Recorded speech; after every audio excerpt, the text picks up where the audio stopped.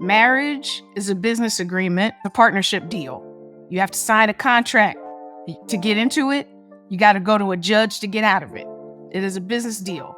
And in that, inherent in that, is the financial discussion. If you're not real about that commitment, then you came into the marriage under false pretenses as well. This is an Unsolicited Perspectives YouTube exclusive.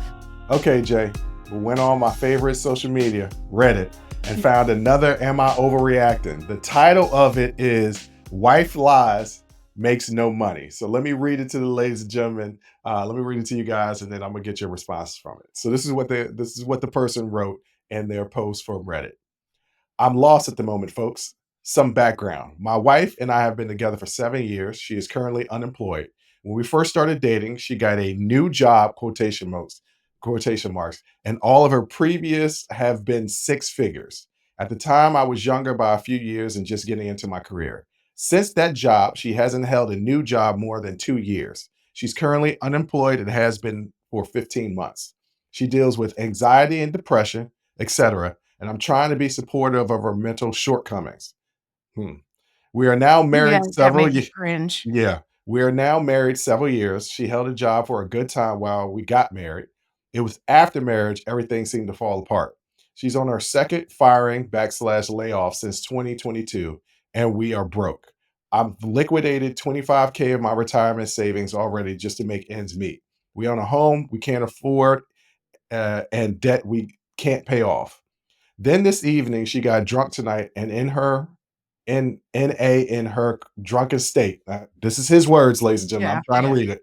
Mentioned that I'm sorry I lied to you and I made you think I was successful. I've never been able to keep a job. I dug in to get more clarity here, and more or less, she gets a six-figure job for a year and then gets fired or quits. Just before us meeting, she took a year sabbatical, which I'm realizing now just means she got fired and didn't want to work. I married her under the certain impression of financial stability. We have a lifestyle built around such. I've drained my retirement making ends meet. Her only contributing in the last 6 months is draining hers. Tonight, she states that applying for jobs like what I had before is a 7 to 10 in stress. Mind you, this is applying, not interviewing, not taking a job, applying with 3 exclamation points. Mm-hmm. Am I overreacting? We both want kids. I've never entertained that. We can't afford it. We are barely making ends meet now. Also, I feel like I was lied to majorly in all caps about where our finances are. Making six figures is awesome, but the fact that she can't afford a job, can't hold a job for a year is totally different. Okay, Jay, what do you think about all that? He is absolutely not overreacting. She lied. She did lie. She lied. And listen, again, marriage is a business agreement. It's a partnership deal. You have to sign a contract to get into it. You got to go to a judge to get out of it. It is a business deal. And in that, inherent in that, is the financial discussion. And there is nothing wrong with thinking that you guys are in a certain place and going to have a certain kind of lifestyle and relying on that. Right? And she lied. First of all, I don't know what industry she's in, but she needs to get out of it. Clearly, it causes her way too much stress to work in that industry. Even though she makes good money, she needs to find something else to do. Like that's the answer. I was having stress in the industry I was in, so now I'm in school to do something that I really want to do. Now, consequently, what I really want to do is gonna make me some money, so that's great. But I've decided to do something that I really want to do. So she's obviously in the wrong industry. No, you're not overreacting. She lied. But now that you know that, if you want to stay together, y'all are going to have to probably sell that house. Y'all probably gonna have to give up some assets to get out of debt. And she's gonna have to figure out what it is that she can do for an extended amount of time and bring some money. You can't just not work just because you don't, it gives you stress. Also, mental health issues are not shortcomings. My God. I could, like, literally my skin crawled when I read that. But No, he's not overreacting. Not at all. She lied. And she admitted, I'm sorry I lied to you about being successful. It shouldn't have taken him that long. I said taken. It shouldn't have taken him that long, honestly, to realize. I mean, homegirl ain't been working for 2 years. Y'all probably Well, off and on. She hasn't right, been working. but she hadn't been working for the last 15 months. Yeah, So well, yeah. it should, like a couple months into that, you should have been like, hey, we need to start making some decisions because we're draining our retirement to try to keep up a lifestyle that we are not a part of, like that we cannot afford. Children are out of the question until y'all get out of debt and get on your feet. Like that's absolutely out of the question.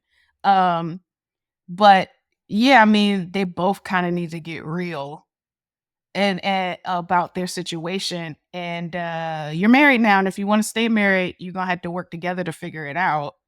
But she can't just use her mental health issues as a crutch to not do anything. Okay. I think I might surprise you with my answer. Okay. I think the situation is way more nuanced. And I think he is not overreacting and overreacting at the same time. Explain. Okay. So, yes, she was not truthful. Mm-hmm. But most of the time in most relationships, people hold something close to the cards that come out during the marriage. And you just like, wait a minute, I wasn't expecting this before. And it was like, oh, surprise. Yeah. So that in that regard, he absolutely is right for his reaction. He should feel deceived.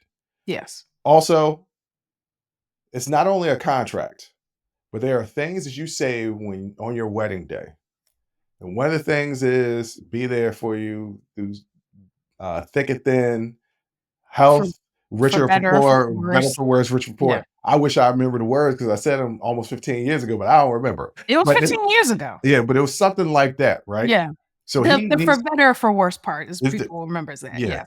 for richer for poor, Yeah. right? That's one of the things. In sickness and in health. Yes. Sickness and in health. So if you're not real about that commitment, Mm-hmm. then you came into the marriage under false pretenses as well. Yeah.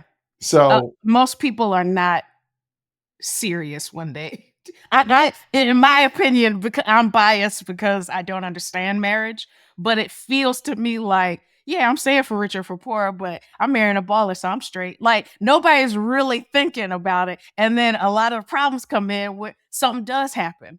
hello, I was serious about mine. I took Yeah. those words very, very seriously. But like, so if that's the case, then he walked into it being deceitful as well. So you had two Yeah. people walking into a marriage being deceitful.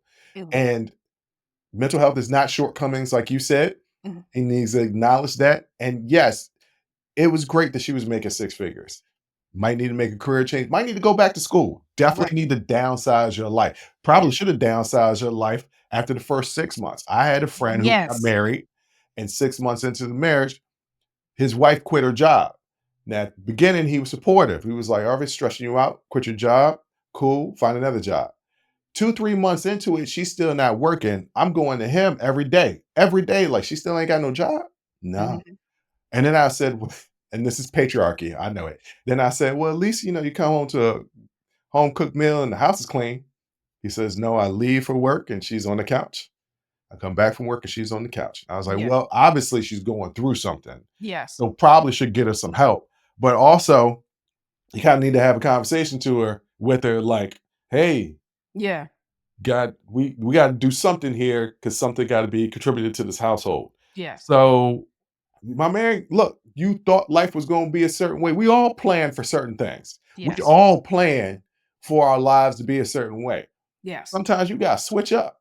Sometimes you just have to switch up. If I decided right now that I wanted to downsize my life to give myself more time for this podcast, I would have to downsize my life. That would Yeah. mean that I would have to stop working as hard as I do to make the money that I make. I would have to downsize to where I live. I'd probably have to get a little bit cheaper. Probably have to shop at Aldi for all my groceries. Probably wouldn't be able to drink Casamigos anymore. Probably got to drink the Kirkland brand tequila, which is just fine on a regular basis, right? Yeah. Like Yeah. I would I would downgrade my life to do the things that I want to do that will Right. bring me happiness. Right. Bruh, you thought it was going to be one way. It's not. So that's the reason why I said it was a lot more nuanced. Like he's overreacting, but also not overreacting Yeah. because she was deceitful, but at the same time, life happens and you got to switch up. Yeah, I disagree. I think no, I hear you, but I hear your perspective, but I disagree. I think when you say those vows, you're saying them in good faith of like, I'm not saying for richer or for poor. I'm saying that if life happens, I'm gonna be there. Mhm. That is not a a license to give people carte blanche to do whatever they want. She's doing whatever she wants, But and that's also not suffering through working. mental health issues. And is she getting help for that? Well, that's what I said. I was like, yo, first of all, these aren't things that she's going. What did he call them again? Mental shortcomings or Yeah, something mental like that? okay, not mental shortcomings, right? But Like, you can't I if anybody understands how bad your situation can get when you're not taking care of your mental health, I understand. mhm. But you have a partner now. You can't just use that as a crutch to not do anything when you have a responsibility to somebody else too. Mm. You're not just responsible for yourself. And so she's not honoring the vows that she made. Yeah, okay, you're right. You're right about that. She's not So iron. if he said those vows in good faith, and now we're here 2 years in, and yeah, I said for richer for poorer, but we're supposed to be working together towards something. We're supposed to have some duty, obligation, responsibility to each other. But there's also sickness and health, right? Sickness and Yes. health means, I mean, mental health is a part of that. So he should also be supportive in her sickness and in health. Yeah, oh, I definitely agree he has some learning to do because to call it shortcomings lets me know that you don't understand the headspace that she's in. But I'm also saying that she has a responsibility to him also. Yeah. Yeah, that's the reason why I said it's nuanced. Yes. I said he's not overreacting and overreacting at the same time. I disagree. I think he I think he was deceived. I think Yeah. it doesn't sound, I mean, we're getting his side. We don't know what's going on with her. We don't. But from his perspective, which I'll admit is probably skewed because just of the way he called things shortcomings, um, it doesn't seem like it's like your friend and his wife just sitting on, she's on the couch when he leaves, she's on the couch when he comes back. That's not upholding your part of the vows. Yeah. Yeah. Yeah. You're right. Because there is things within your control. If you can't work because your depression or anxiety is so bad that you can't work, then you need to do something. You need to get some help. You need to be working towards fixing issues. You can't let them sit like that. There is help out there. Like so to me, I don't think he's overreacting. I just don't. I don't. I think if the situation was reversed and you had a woman that was relying on her man, you come into it expecting a certain lifestyle that you two would build together, and he lied about it, everybody would be calling him a dog, Yeah. even without even asking what he's going through. Right? So we have to apply we keep that same energy. We don't know what she's gone through, but we also know she's not doing anything about it, from his perspective. Okay. Well, that's the reason why I have you on the show, to agree and disagree with me at the same time. And that, ladies and gentlemen, is a YouTube exclusive.